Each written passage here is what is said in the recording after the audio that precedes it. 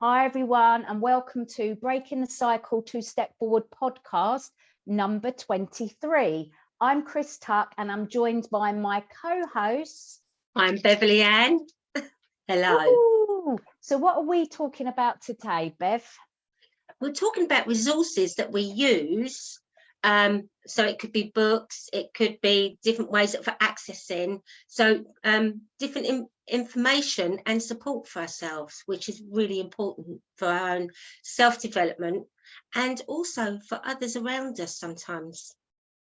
I'm glad you said that because I've got a great resource that I'm going to share with everybody today. But this is stuff that we've obviously used in our own healing from our lived experience, but also with our clients that we work with, because, you know, some of the stuff that has worked for us is not going to work for other people because we all take on information differently and we all respond to that information differently, depending on where we are in our healing and whether we're ready to receive that information right now. And sometimes we're just not. Do you agree? Absolutely. And one of the things I enjoy doing is going back through my books at times. So there's a particular book, and I will get it out, and it's by Louise Hay, and it's You Can Heal Your Life. Now, I bought this book. This is what they call the gift version. I bought my book. It was my own Christmas present. And when I bought it, and then I was going back through my bookcase, I realised I had an old version, but it was all printed. So it was all words. And at that time, it was overwhelming for me. Oh, what you mean? There was no diagrams, no pictures? Yeah, it was just all words. Yeah. And for me, being that it was a book, I was thinking I need to read it from beginning to end.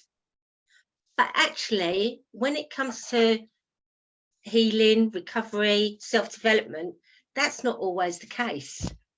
So what I like about this book is it's colourful. Yes. And I don't know, it's colourful. It's got different images in it, and it breaks it up, and it makes it easier for me to read it in smaller bits. So it is a book that I still use occasionally. So when life gets a bit overwhelming at times, or I think I've not read it for a while, I'll literally just open it and start reading.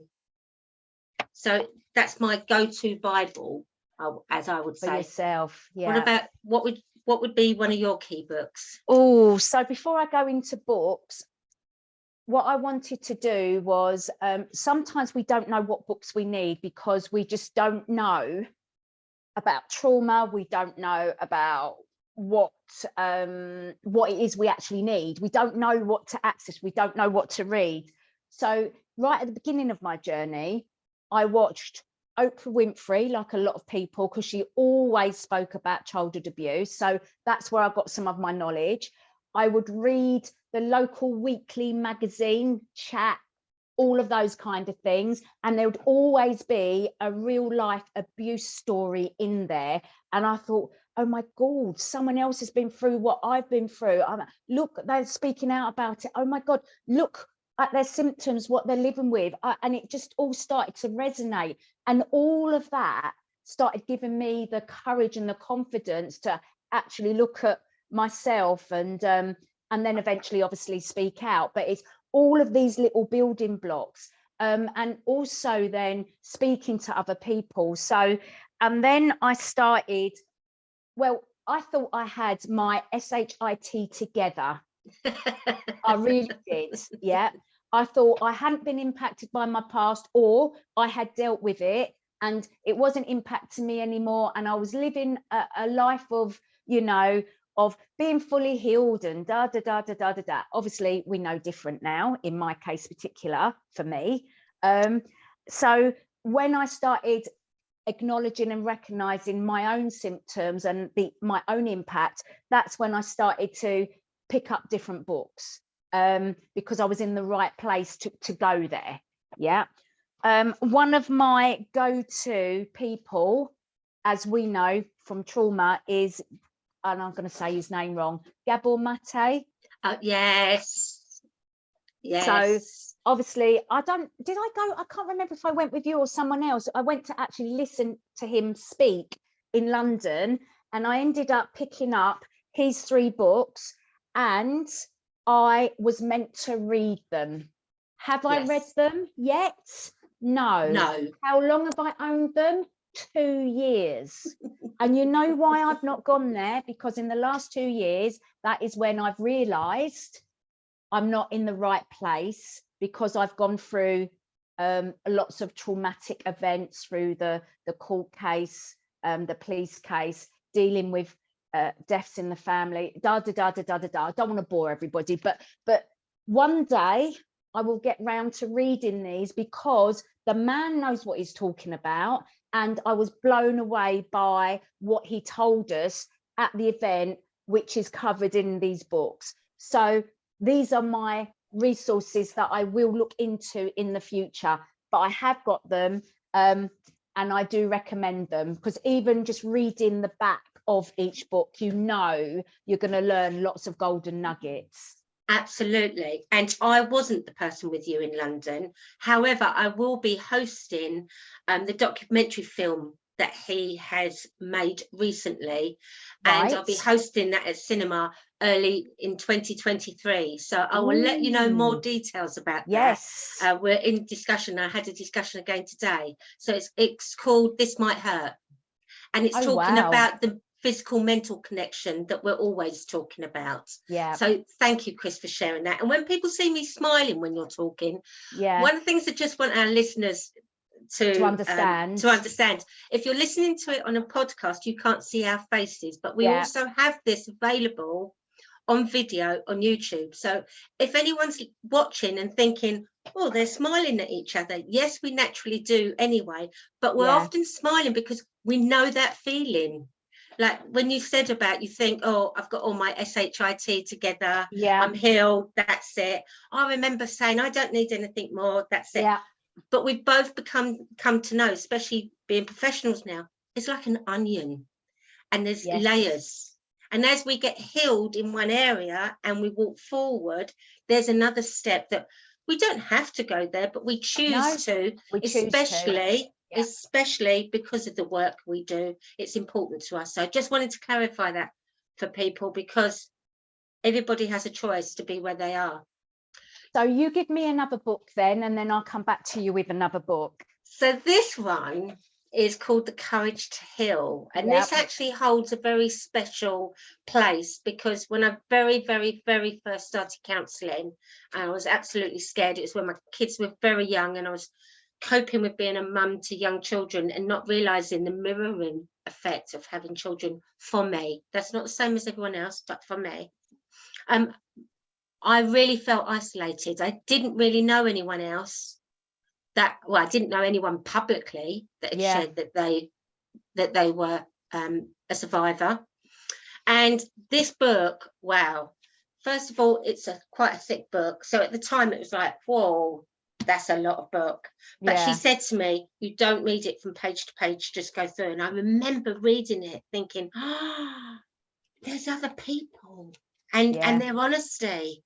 And that was really a key part. So it's not a book I've returned to quite a bit. And I will say it is a book that I've recommended loads, especially to people that are not ready for. Who's the author? The author is it's Ellen Bass and Laura Davis, but it's true stories of other survivors, victim survivors. Now this isn't actually still in print, so the copies you buy are secondhand or pre-loved, shall we say? Pre-loved, love that. Pre-loved, so do I. So I do recommend it, and we can add this in. I will add this into the description of the books that we've been talking about anyway. So okay. Sorry, let me just go back to these Gabor Mate books, just to say what the titles are. So one is about Scattered Minds, the origins and healing of ADD, attention deficit disorder. Another one is When the Body Says No, the hidden cost of stress. And we all know that stress equals trauma, trauma equals stress. So that will be good for a lot of survivors. And this one is Hold On to Your Kids, Why Parents Need to Matter More Than Peers. So yeah, all very interesting, but as I said, quite heavy when you're not in that right frame of mind. My next two go-to books are written by Christiane Sanderson, and she works with the charity 1 in 4. Snap. Bingo, snap. So The Warrior Within, this one's called, and this was probably the first insight into flashbacks, managing feelings, sensations, grounding techniques, and just even understanding what trauma is. And I based the book that I wrote on this book. So in my book that I wrote, all the way throughout it, you will have me referencing this book. And it wasn't a rewrite of this book, and I got consent and everything to base my book on this book, because mine was more stress management, mindset, nutrition, fitness, holistic healing, but based on the science of this book. Yes. So, and I've worked with Christiane Sanderson myself as well, you know, on a professional level. Yes. So I did get that, as I said, consent. Yeah. And this one, responding to Yes. survivors of child sexual abuse. So a client of mine that I work with, and who you know, naming no names, she had a quote: the 3 in 4 need to know how to respond to the 1 in 4. That's her quote, but I use it a lot. And this book is all about those around us and getting to understand us and how they can respond to us more effectively and how they can support us. So this book is just magic. And it's, as I said, Responding to Survivors of Child Sexual Abuse, written by Christiane Sanderson, and it's a pocket guide for professionals, partners, families and friends. So yeah, highly recommended. Absolutely. Not these last books, but I will say, you know, your Gabor Maté one and your and my Louise Hay, or all of your Gabor Maté ones, you can often get them on audio books. Yes, yes. Now, the reason why I say that is because sometimes I know that when I'm driving, they're the kind of things, I know it sounds weird, that I'm on my own. Yeah. If I'm going for a distance, it's kind of thing I can think, okay, I'm going to listen to it for a while. But then if I find I've listened to it enough, I can switch on the radio and that's it.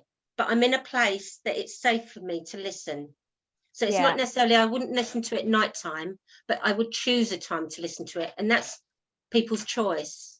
And not a lot. Some people find reading very difficult for whatever reason. So reading will not be their go-to learning tool, but audiobooks could be a way forward for them to actually start connecting with these books that we're suggesting.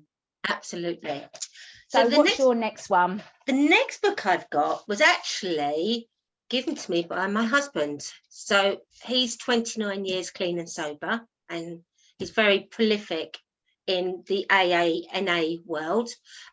Alcoholics Anonymous, Narcotics Anonymous, there's quite a few different types, and he passed this on to me, so I'm passing it on. So for anybody who does visit the rooms for AA or NA, there is actually literature available within, and not all the groups are aware of this, so you can ask this, and if you're attending a group online you might not actually have access to it either, and it's called Healing from Childhood Sexual Abuse, a Recovering Woman's Guide. Okay, do they do one for men, do you know? Or I have asked that question and he said he's going to look out for me and ask the question himself. But so, and that would be interesting to hear. There's another book that I don't have here, and I'm going to jump in quickly because it is one that I've read and I absolutely live by, and my work is based around Gabor Maté as well, but also by Dr. Bessel van der Kolk. The Body Holds the Score. Keeps the score. Keeps the score, I mean, keeps the score, sorry. The body keeps the score. Audio, read it, you know, use it as referencing. I actually have a certification, a trauma certification as well, with NICAM, and he was one of the mentors there, which again, snap, so do I. Yes. See, we do so much the same, don't we? But we don't know. That's good though, but yeah. So another one for you, Chris. Right, so I've got quite a few down here, so I'm going to go through them quickly. Apologise for me, keep going to the floor. Oh, right, let me do all of these together. So we've got Breaking Free actual workbook, and it's Breaking Free, Practical Help for Survivors of Child Sexual Abuse by Carolyn Ainscuff and Kay Toon. And it's just a practical workbook that you can work through. Yeah. Then we've got Reclaiming and Champion Your Inner Child. So for those of you that have connected with the concept of your inner child and you want to look further into that, then you can. Quite heavy on the text, so I'm sure there might be other books on inner child that people can connect with. Then we've got The Power of Self-Healing. Yeah, and this is really, there are a lot of books like this that look at the role of nutrition, fluid intake, just exactly like my book does, and looks at not using pharmaceuticals for healing. And people are often in two camps. They like pharmaceuticals, or they like holistic, or they might try one and then come off that and try another, or cross over. So it's not for everybody, but it might suit some people. And that's by Dr. Fabrizio Mancini, if I've said that correctly. Fabrizio Mancini. And this one is CAT therapy. So cognitive analytical therapy for adult survivors of childhood abuse, and its approaches to treatment and case management. And it's probably more for the professional who's working with survivors. But I don't know about you, Bev, but I like to almost become the therapist, even though I'm not the therapist, because I want to know what they know, so that when I'm working with them, I know that I can trust them. How bad is that? Yes and no. Yes and no. One of the things that I've struggled with at times in the past is the old-fashioned thinking. It's like, I'm the therapist. Yeah. You're the patient. Yeah. And that word is used a lot, patient. And I find that that word is like, for me, is a narrative similar to victim. Mm-hmm. And I remember once in my counselling, I was talking and something was said, and I said to her, do you know what it's like to be a survivor? I wasn't asking her private story, but I was asked. That was my way of asking. Yeah. And she said, I can't tell you. And straight away, that I found that challenging, because it was like, it's a barrier, didn't it? You're asking me to trust you with the most intimate of details for me, and yet you don't want to share that. Now, I understand why to a certain extent, but that's one thing. If a client was to ask me that, and it's not hidden anyway, most of my clients that I work with already know that I have lived experience. Yeah. So that takes it away. But I personally feel that's important. And often I can hear in language when people haven't. Yeah. And that's okay. But I don't like certain words that have been used, and I've heard them from very highly trained therapists, and it's like, this is how I received that word. I don't know if I miscommunicated what I just said then. It's almost like I needed to understand some of the theory so that I knew that my therapist was the right person to help me. Yes, because I was almost like I was testing them to know that actually they're a safe person, because they actually get me and they get the theory, and they don't mind sharing that theory with me. Because like you, I've been with a therapist before, and they didn't like me asking about the theory. And I'm like, yeah, but I need to understand the theory so I can connect to it and use it. Absolutely. And that's another key thing that I believe in. Why do we not, let's understand what's happening. Let's understand the science, what's happening. Yeah. When we understand the science, we then can look at the tools that we use. And when we feel safer, we can then start to look at the emotional. But going into the emotional without understanding what is happening, for me, no, that I found that really, really challenging. And on some of the courses that we've run together with survivors, it's almost like a light bulb moment for them when they actually understand that what they've gone through is nothing to do with them. It's normal responses to the abnormal situations that they found themselves in, or not found themselves in, they've been abused. But it's almost like, oh, wow, so it's nothing to do with me. I'm not at fault. I shouldn't be holding this shame. I shouldn't be holding this guilt.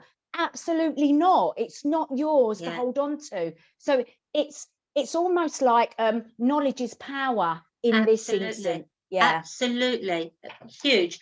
And going back to books about inner child, there's one really simple book, and I've given out my copy, so I haven't even got it. It's called The Adult Chair. Okay. And it's by Michelle Chalfont. Yeah. And basically what it is, so simple. It's about thinking of yourself being the young child in that chair, then the middle chair being the teenager, because that's generally when we get our anger. Yeah. And then our adult chair as ourselves. So I would always struggle at one time to go back to my younger self because I didn't know what it was to be that age, because I've always been older and caring for others. But that really was one of the keys for me. It was simple, read it, and then went back to it. And it was like, oh, so now when I feel triggered, I literally can imagine myself being on a chair, on that adult chair, and saying, what do you need? Yeah. How are you feeling? Yeah. Or if I'm feeling angry and frustrated, going to my teenage self, okay, what is it that you're struggling with at the moment? Yeah, and what didn't you get given at that time? Yeah, and often now. Yeah. Often it's not being heard, feeling like you're screaming. Yeah. And you're behind a glass and no one can hear you. Yeah, exactly what we said in our last podcast, wasn't it? Being listened to and listening. Yeah. Yeah. So, right. Another book for you. Right. Coping with trauma-related disassociation. Oh my God. Yeah, and it's actually skills training for patients and therapists. Now, I haven't read all of it. The bits that I have read, I found really interesting. And what I liked about it as well is I get frustrated with all these disorder labels. Yes. As if it's an illness, and it's not. It's a survival technique. That's normal. We and know I understand. That. And we've had this conversation before, so carry on and then we'll caveat it. Yeah. But again, I like the way what I've read of it. I like the way that it's being approached, and again, it's being explained. Okay. Because disassociation comes in different formats. Right. So, when we're in our head, for instance, when something's going on, it's becoming overwhelming and we're in our head, we've actually disassociated in one format. But another disassociation is when have you ever been in a conversation with someone and you suddenly can't really hear what they're saying? And all the time. Like in another, So that's disassociation as well. And it's part of that freeze, like I want to get away and I can't get away. Another thing of just explaining that sometimes I can be in a conversation, so say like I'm in a conversation with you now, I've got the guinea pigs right down at my feet making lots of noise, I've got my dog putting a ball in the pond outside barking her head off, so I've got all of this noise going on, and if I don't concentrate on you, I will get distracted by them. And sometimes if there's too many people speaking all at once, I'm like, my brain's like, I can't hear you. Can everybody just be quiet and one person speak at a time, because my brain oversensory, I can't deal with it all. And that is so common, Chris. Yeah. And it's a bit like when we're focusing on one thing, and so like if I've been focusing and say for instance studying or something, Yes. and I walk out the room and then everybody's like asking all these different questions and expecting answers, it's like, whoa. Not happening. Right, who was first? Who was first? Who's second? I'm leaving the building, I'll come back in. Right, another book for me is The Vital Psoas Muscle. So we all know, or actually probably some people do not know, but the psoas muscle is the emotional muscle in the body. So any kind of trauma or stress, that muscle is the muscle that gets you ready for fight, flight, freeze. Yeah, so it's constantly working. So this was amazing for me to actually understand. When someone said to me one day, do you know, I'm like, my hip flexors are always tight, and I could barely walk some days because of the stress my body was holding on to. Professor van der Kolk again. Yeah. So that made me look into the psoas muscle just by itself. And also, if the psoas muscle was over tight all of the time, you can get lots of back pain. And I was suffering from a lot of back pain, unexplained back pain. There was no reason for it. This explained it. So it's written by Joanne Strawgould Jones. I hope it's pronouncing. Thomas Myers, author of Anatomy Trains. Yeah, so it's from the fitness professional's perspective, but it explains a lot, and it's got all different pictures in and how to release and how to stretch and the science behind it all as well. And that's actually a book that I'd be interested in because of there's other books that I'm reading all to do with chronic pain. Yes. Because that's part of what I do as well. Yeah. What I like about that book, and this is where it's really interesting, for years I didn't go to yoga because I believed it to be woo-woo. Okay. Yeah.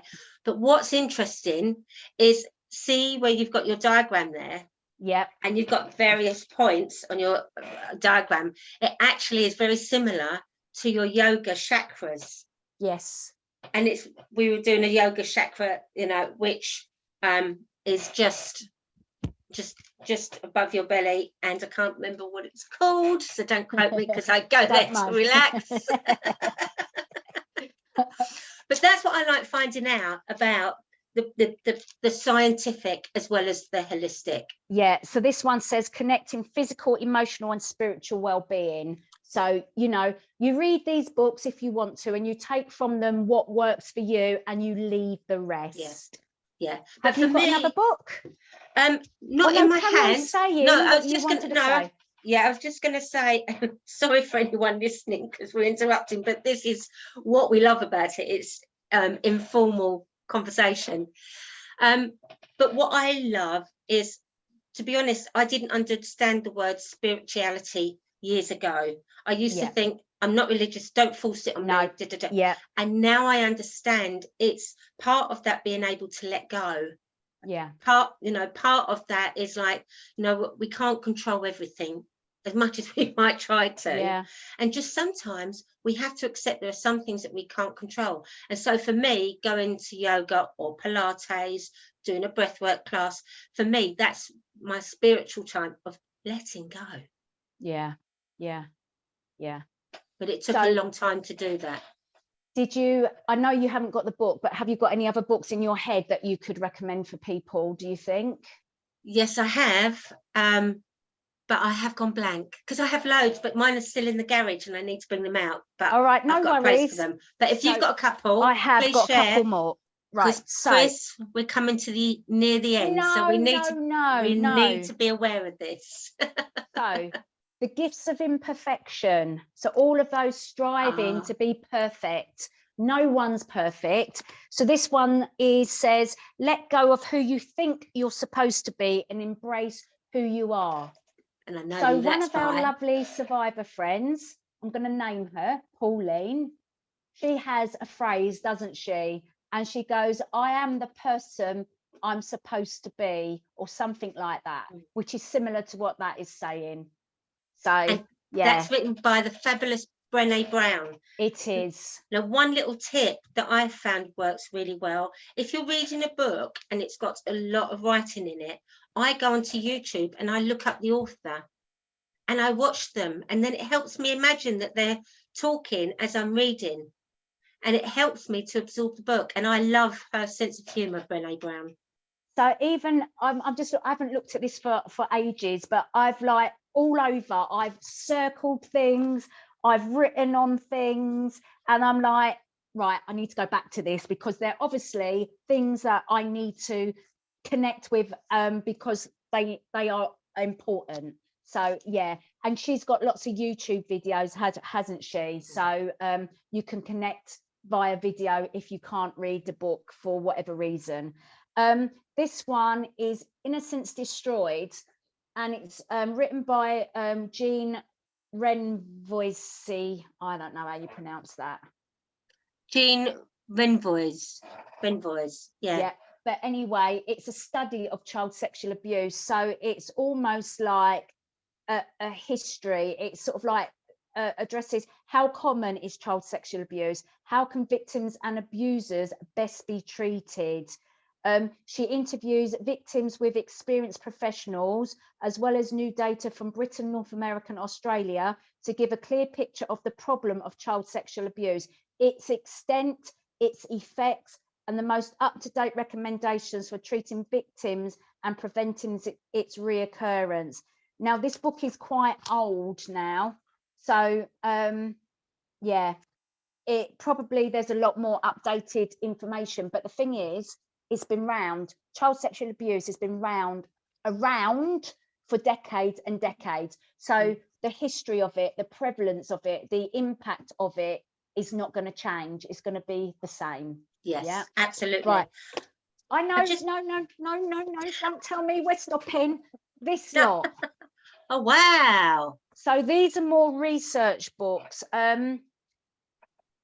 BASCAN. So the British Association, it stands for. So BASCPCAN, experts in childhood abuse. So like child abuse, case reviews, joint agency approaches, just everything to do around child abuse, but from a professional stance. So it's practice and policy in childhood harm. So yeah, very, very detailed, but it's also like the research stuff that I've got some of those tucked away. I bet you have. Yeah. Because there is a book that, because some of these are actually in my wellness toolkit, because I do have a couple of other books. Okay. And they are not written books. One of them is a photographic book, so it's got images in it. Right. And the other one is a colouring book, so it's a printed book. Yeah. So what, when we're talking about tools and resources, it doesn't necessarily have to be a book. Yes. That, so we want to make sure that that's clear for everybody. Yeah. Absolutely. Yeah. But it's just like, you're never going to know everything about any topic, and we're always learning, we're always evolving, and some stuff that I learned 5 years ago I've put to the side now because we've moved on with our thinking, our understanding, and things change.